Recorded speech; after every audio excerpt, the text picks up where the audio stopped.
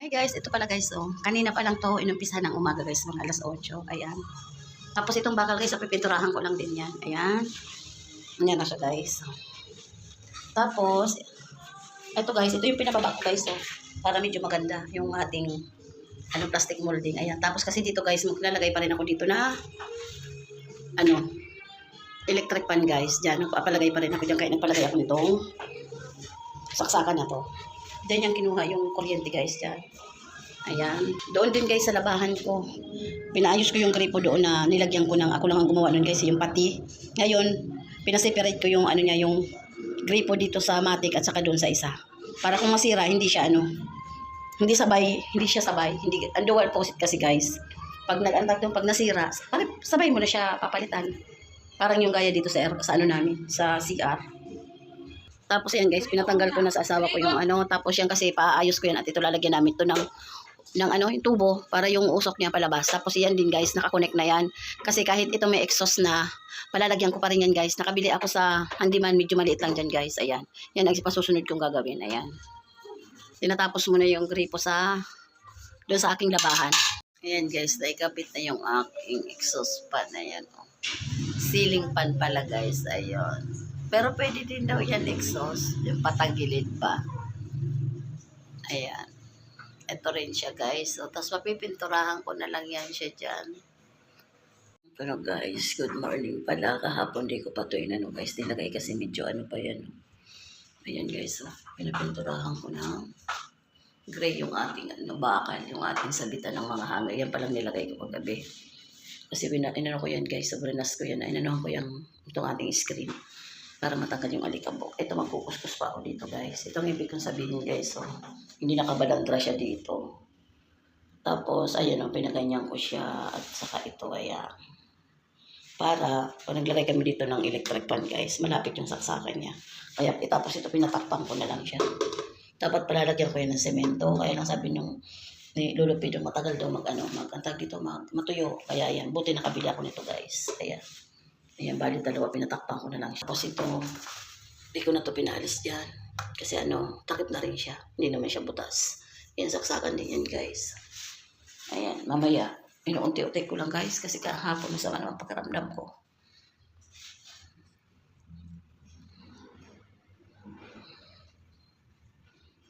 Doon naman ako guys sa baba. Yung guys to, naibalik ko na yung mga lagayan ko ng mga kutsara sa banggerahan.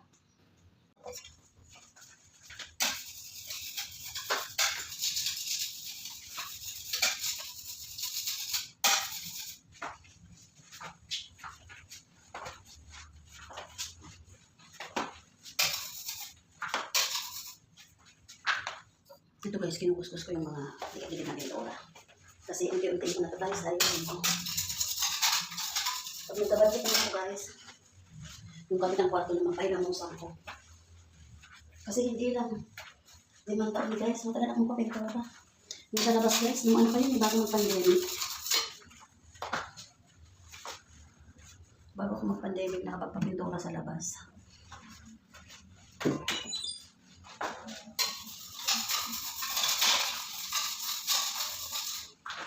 Ito guys, ako nasa ko ito ayun.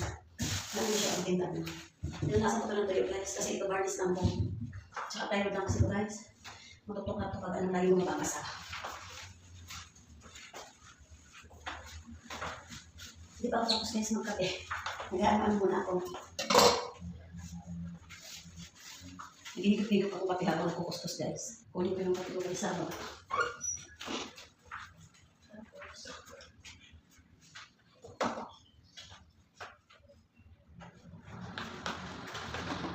Yung dalawang gat nito guys, hindi na ubos. Meron pa siyang pagkalahati.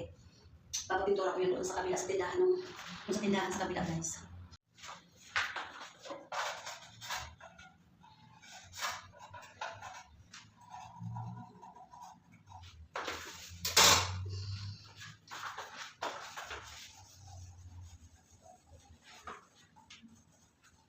Bago ako umakyat dito guys, dun sa pinakataas mo, shelf ko sa taas, ang tawag ito, sa kusina, nagpunas muna ako guys.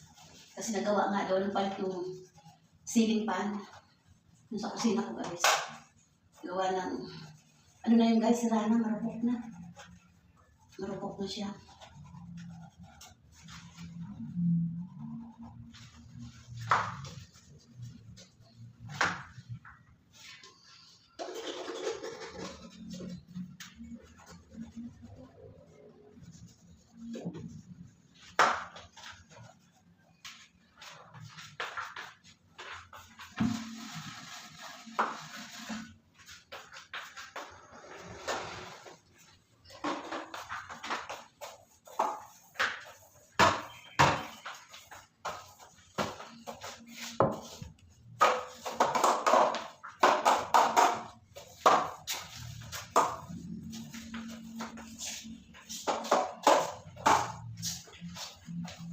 Ito kasi guys ng mga plastic molding na to.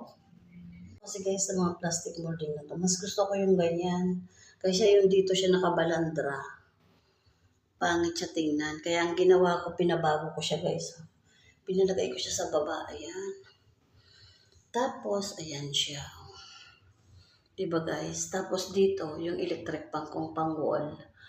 Pag nakabili ako guys, yung dating electric pan dito nandun sa kabila, nilipat ko yun, ibabalik ko dito. Tapos yung bago, yun ipapagamit ko sa bunso ko. Ayan. Para meron din ditong electric pan guys. Ayan, magwalis muna tayo.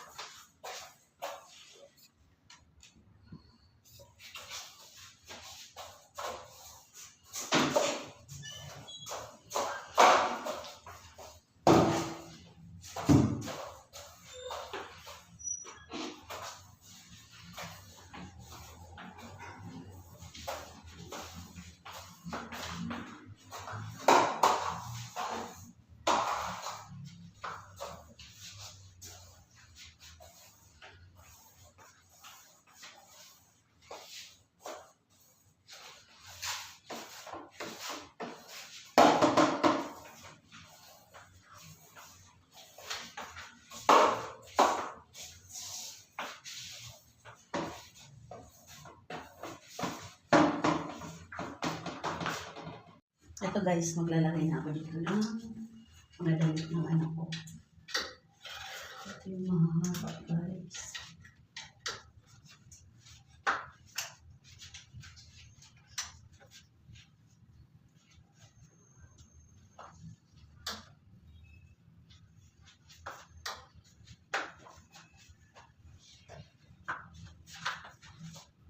Ito na pala guys, natapos na. Ayan, pati yung ceiling. Ayun, pinapapinturahan ko na rin siya.